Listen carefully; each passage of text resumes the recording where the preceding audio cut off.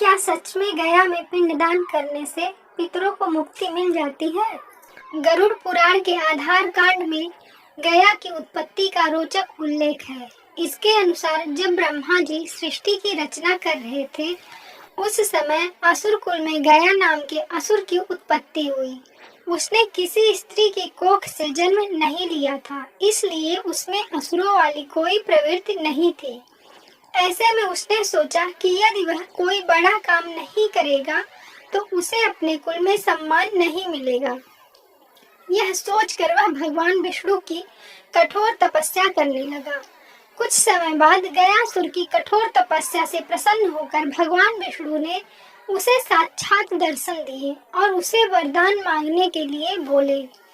गयासुर ने भगवान विष्णु से वरदान मांगा कि मेरा शरीर देवताओं से भी पवित्र हो जाए और जो भी मेरा दर्शन करे या मुझे स्पर्श करे उसके सारे पाप मुक्त होकर वह तर जाए, यानी कि मुक्ति को प्राप्त हो जाए।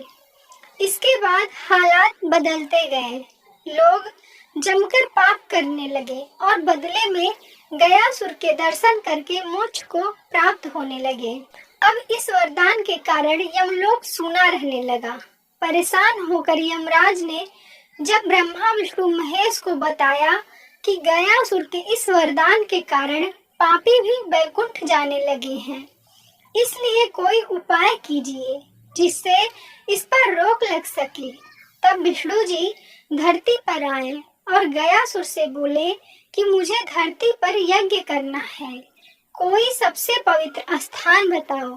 गयासुर कहता है, प्रभु मुझसे पवित्र तो कोई स्थान नहीं है, मैं धरती पर लेट जाता हूँ, आप यज्ञ कर लीजिए।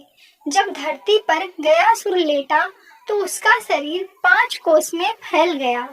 विष्णु जी ने यज्ञ आरंभ किया। यज्ञ के प्रभाव से जब गयासुर का शरीर कांपने लगा तो विष्णु जी ने वहाँ एक शिला रख दी, जिसे प्रेत शिला का नाम दिए। विष्णु जी ने गयासुर के त्याग से प्रभावित होकर गया भूमि को ये वरदान दिया कि जो भी यहाँ आकर अपने पितरों का पिंडदान करेगा उसकी पितरों की 21 पीढ़ियां मुक्त हो जाएंगी, अर्थात मोक्ष को प्राप्त हो जाएंगी। गरुड़ पुराण के अनुसार भगवान राम और सीता ने भी यहाँ राजा दशरथ का पिंडदान किया था। गरुड़ पुराण के अनुसार भगवान राम माता सीता और लक्ष्मण जी के साथ पिता राजा दशरथ का पिंडदान करने के लिए गया आए थे। वह पिंडदान की सामग्री एकत्रित करने के लिए चले गए और सीता जी फल्गु नदी के किनारे बैठकर उनके आने का इंतजार कर रही थी। लेकिन तभी राजा दशरथ जी की आत्मा ने पिंडदान करने की मांग की। ऐसे में माता सीता जी ने फल्गु नदी के साथ वट वृक्ष, केतकी का फूल और गाय को साक्षी मानकर बालू का पिंडदान कर दिया था। कुछ देर बाद जब राम और लक्ष्मण आए तो सीता माता ने कहा कि पिंडदान तो हो चुका है, लेकिन श्री राम ने कहा कि बिना सामान के पिंडदान कैसे हुआ। तब सीता माता ने कहा कि फल्गु नदी, गाय, केतकी के फूल और बट वृक्ष से पूछ लीजिए।